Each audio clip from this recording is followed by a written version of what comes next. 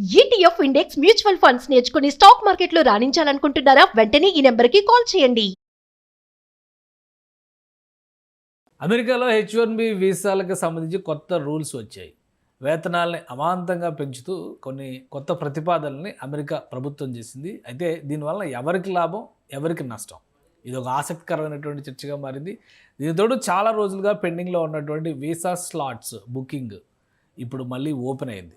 So కొత్త ఆశలు వస్తున్నాయా, లేదా కొత్త విధానాన్ని అవలంబించే ప్రయత్నం అమెరికా ప్రభుత్వం చేస్తుందా? విశ్లేషించే ప్రయత్నం చేద్దాం. మనతో పాటు అమెరికా నుంచి లైవ్లో జాయిన్ అవుతున్నారు సాయి శ్రీనివాస్ భూమిరెడ్డి గారు. సాయి శ్రీనివాస్ గారు నమస్తే. నమస్తే సార్. కొత్త రూల్స్ వచ్చినాయి, వేతనాలు పెంచుతున్నారు అంటే ఇది కొంచెం ఆశాజనకంగా ఉన్నటువంటి అంశంలాగా అనిపిస్తుంది. కానీ ఇందులో కొన్ని మెలికలు ఉన్నాయి, వచ్చే వాళ్ళని రెస్ట్రిక్ట్ చేయడం కోసమే ఇవన్నీ తీసుకొస్తున్నారు అనేటువంటి విశ్లేషణ కూడా వినిపిస్తుంది. సో ఏంటి అసలు అమెరికా కొత్తగా ప్రతిపాదించిన H1B రూల్స్ ఏంటి?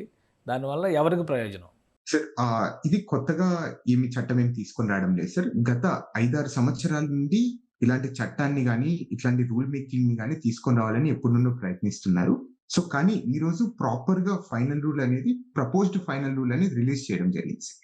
అంటే దీని రూల్ పేరు ఏం పేరు అంటే improving wage protection for the temporary and permanent employees of certain foreign nationals in United States అని రాయడం జరిగింది. సో దీని విధానం ఏంటంటే 2005లో ఉన్న వేజ్ ని లేకపోతే వేజ్ సిస్టాన్ని అదే సేమ్ మనం 2026లో కూడా అదే ఫాలో అవుతున్నాం. దీనికి కొన్ని మార్పులు అనేది తీసుకొని రావాలి. ప్రతి H1B అనేది స్పెషాలిటీ ఆక్యుపేషన్ కింద.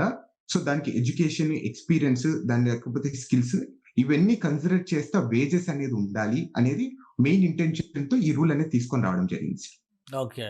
సో దీనివల్ల అసలు మనకి అంటే ముఖ్యంగా H1B అనగానే ఇండియన్స్ ఎక్కువ యూజ్ చేస్తారు, ఇండియన్స్ ఎక్కువ అప్లై చేస్తారు. క్వాలిఫై అయ్యే లిస్ట్లో కూడా ఎక్కువ పర్సెంటేజ్ ఇండియన్సే, 70-80% ఇండియన్సే H1Bలు కొట్టేస్తున్నారు అనేటువంటి విమర్శ కూడా చూసాం మనం.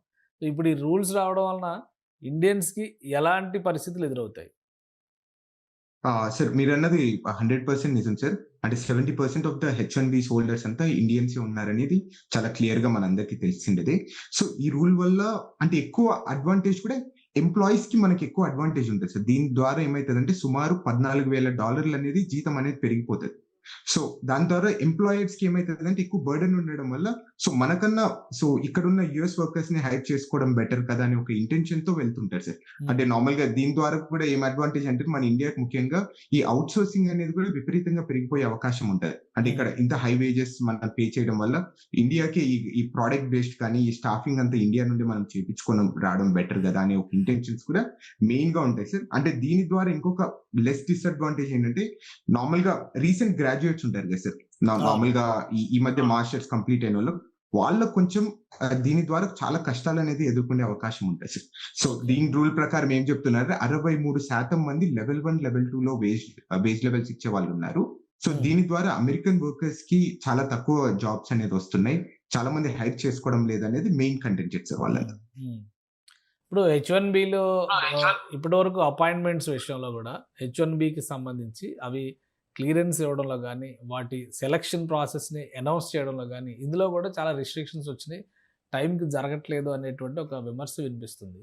దీనికి సంబంధించి అప్డేట్స్ ఏంటి?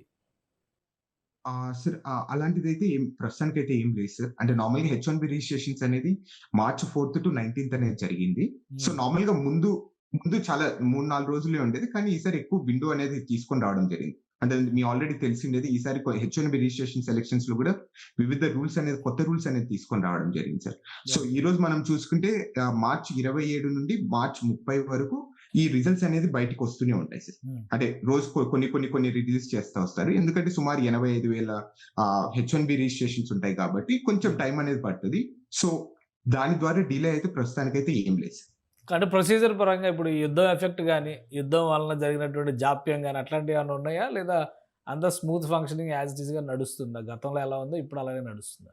అంటే ప్రస్తుతానికైతే అంటే యుద్ధం వల్ల ఈ ఇమిగ్రేషన్ సిస్టమ్ కానీ USCIS కానీ ఎఫెక్ట్ అయినట్టు కానీ ఎక్కడే కానీ అసలు we have like zero effect on the war on the immigration rules sir. ఇక్కడ it's completely a different scenario. అంటే ఇది కంప్లీట్ ఇమిగ్రేషన్ అనేది USCIS అనేది సెల్ఫ్ ఫండెడ్ ప్రోగ్రామ్ సార్. అంటే ఇప్పుడు మనం కట్టే ఫీజులతో లేకపోతే ఈ H1B హోల్డర్స్ కట్టే ఫీజులతోనే నార్మల్ గా USCIS అనేది నడుస్తుంది. అంటే ఎక్కడే కానీ గవర్నమెంట్ నుండి ఫండ్స్ కానీ సో గవర్నమెంట్ నుండి డబ్బులు రావాలి అనేది ఎక్కడే కానీ దానికి అవసరం కూడా లేదు ప్రస్తుతానికి అయితే. Okay. So so visa rules okay. అలాగే వీసా స్లాట్స్ కూడా ఓపెన్ అయినాయి. చాలా రోజులుగా వెయిట్ చేస్తున్నారు మనోళ్ళు కూడా ఇక్కడ. అపాయింట్మెంట్స్ లేవు, ఇంటర్వ్యూస్ దొరకట్లేదు. ఒకవేళ ప్లాన్ చేస్తే కూడా యాక్సెసిబిలిటీ ఉండదు.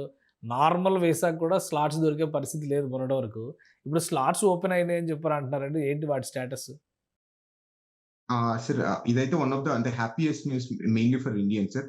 సో చాలా మంది డిసెంబర్ మంత్‌లో మీరు ఆల్రెడీ చూసింటారు. డిసెంబర్ 15న ఆ టైంలో ఈ సోషల్ మీడియా వెట్టింగ్ ద్వారా ఆ రోజు నుండి ఇప్పటి వరకు హెచ్-1బీ స్లాట్స్ అనేది కంప్లీట్ క్లోజ్ చేశారు సార్.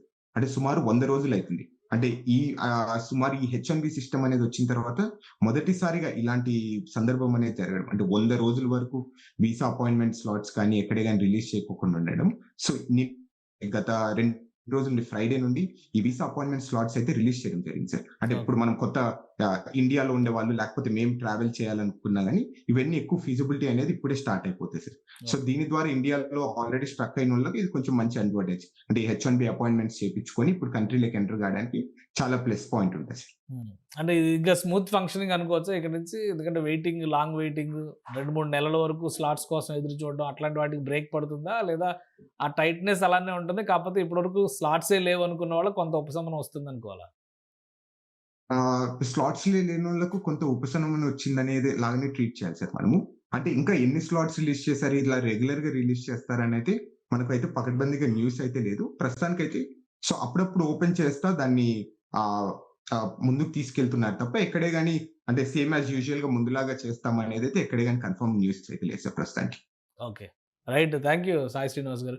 ఇది అమెరికాలో ప్రస్తుతం ఉన్నటువంటి పరిస్థితి. హెచ్-1బీ వీసా రూల్స్‌కి సంబంధించి కొత్త సిస్టమ్‌ని ఇంప్లిమెంట్ చేసే ప్రయత్నాలు జరుగుతున్నాయి. అలానే అమెరికన్ లేబర్ మినిస్ట్రీ చేసినటువంటి కొన్ని ప్రతిపాదనల ప్రకారం చూస్తే వేతనాల పెంపు అనేది విదేశీ ఉద్యోగుల్ని హైర్ చేయడంలో ఎంప్లాయర్స్‌కి చాలా భారం అయ్యేటువంటి అవకాశం ఉంది. అలానే లోకల్ ఎంప్లాయ్‌మెంట్ పెరుగుతుందని చెప్పినటువంటి ఆలోచన కూడా కనిపిస్తుంది. అందరికంటే గుడ్ న్యూస్ ఏంటంటే ఇప్పుడు వీసా స్లాట్స్ ఓపెన్ కావడం అనేది అమెరికా పర్యటనలు చేయాలనుకునే వాళ్ళకి ఒక ఉపశమనం ఇచ్చేటువంటి వార్త అని సాయి శ్రీనివాస్ గారు చెప్తున్నారు. ఇది స్పెషల్ డిస్కషన్. Keep watching.